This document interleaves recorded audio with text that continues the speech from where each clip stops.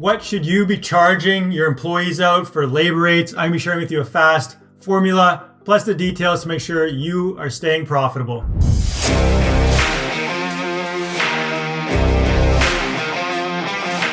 All right, so determining what you should be charging for your employees. It's fairly simple, but there's a lot of different things that you need to be thinking about, and probably a bunch of things that I'm be going over that you haven't thought about, and what is the actual true cost of your employees. As always, if you get value and like the video, give it a thumbs up, appreciate it. Subscribe to the channel if you haven't. So the formula to add up everything that goes into what you actually pay an employee, you're gonna have your labor, your wage rate. This is the actual wage that you're paying your employee. So, $20, $30, $40, $50 an hour, whatever it is. You're gonna add the payroll taxes. So these are your employment insurance and, workers' compensation, those types of, generic kind of taxes that go along with hiring an employee. You gotta figure in, vacation pay. So if you, whether it's standardized or if you're doing extra vacation pay or holiday pay that you have to pay them, any benefits that you're offering. So if you have benefit packages for, health, dental, whatever it is, factor that into it. And then think about what perks are you also giving them. So do you provide them with, clothes with logos or hats? Do you give them food or gas allowances? Do you have vehicle allowances? Do you provide any kind of tools or, PPE safety gear?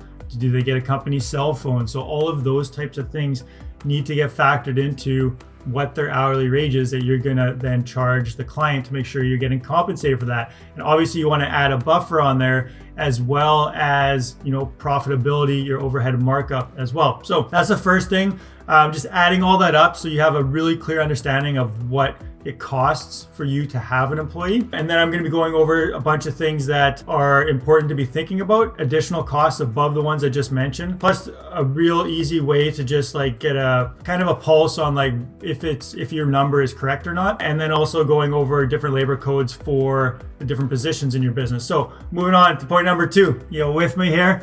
Before we go on to point number 2, just let me know where you're located and what's the going rate for skilled labor. If you live in, Illinois or Seattle, New York, drop it below. What's the going, where are you located? What's the going rate for a skilled, carpenter, electrician, whatever it is? I'd love to know what the different rates are across, the country and different countries as well if you're somewhere else. So second point, hiring, onboarding, training, downtime, insurance, and admin costs. So these are all additional costs that aren't directly related to the employee, but things that are going to cost you money as a business owner just for having employees. So, the whole hiring thing, that's a constant, you're going to be hiring people throughout your business. That costs you money.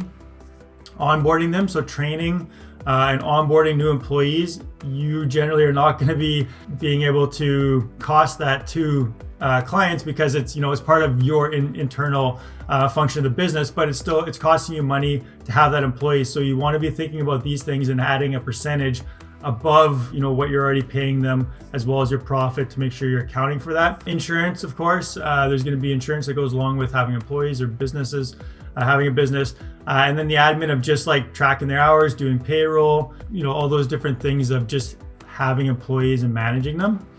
So that's point number 2 is add that percentage onto what you originally came out with. Third one here. So this is the real quick formula for just getting a pulse of is your number correct? Generally speaking, your number after adding up those things in the step 1 and 2 is going to be about double what you're paying the employee. So if you're paying someone $30 an hour, you're probably going to be charging them out $60 to $70 an hour. If you have a really skilled carpenter, foreman, or project manager, you're maybe paying them $40 an hour, $50 an hour. You should be charging out, to 100, 120. So double plus a bit is generally just a quick formula for figuring out if you're close, or at least that you're going to be profitable and you're covering what it all costs an employee. So, and this is good for hiring too. If you're bringing in more employees, you're it's just another, $20 an hour, $30 an hour to hire this person. Well, actually it's costing you about 60 probably when it's all said and done. So you have to, really understand labor. Labor can get away from you, especially if you have fixed price contracts. If you're doing cost plus, you've got a bit more buffer, and of course, any expenses get expensed to the client. If you're doing a fixed price contract, if you go over on labor costs, that adds up really quickly and just eats away all your profits and can put you in the red as well if you're not careful. So fourth point I'm going to touch on here, you're still with me, charging the right amount is super important to make sure you're profitable, like I said. And it's also like a competitive thing, right? Because you need to price yourself to be profitable, but also competitive within the marketplace, depending on your niche and where you are. Fourth thing I'm going to be touching on though is your overhead markup. So we talked about like the wage rates and finding the true cost. Overhead and markup should be above and beyond that. So we mentioned in point number 2, different overhead things that just are inherent with running a business. And then you need your markup for profit. Managers, you're generally going to be able to expense at a higher rate, beyond maybe even just double, but even more than that.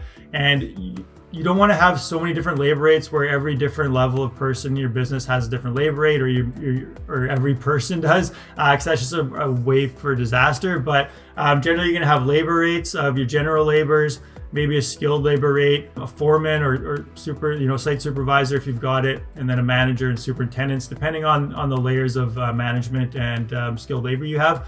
But generally, you want to keep it to like 2, maybe 3 different labor codes for the different people in your business. It makes it easier on the estimating side, as well as when you're billing clients to be able to track that. So does that make sense? If you want help with this and setting up these and figuring out like really what it's costing you, check out the links in the description below. There's a free course on how to systematize your business, start building out functions and systems to make things a lot easier, a lot more profitable for yourself. And as always, check out these awesome videos up here. I'll see you on the next one.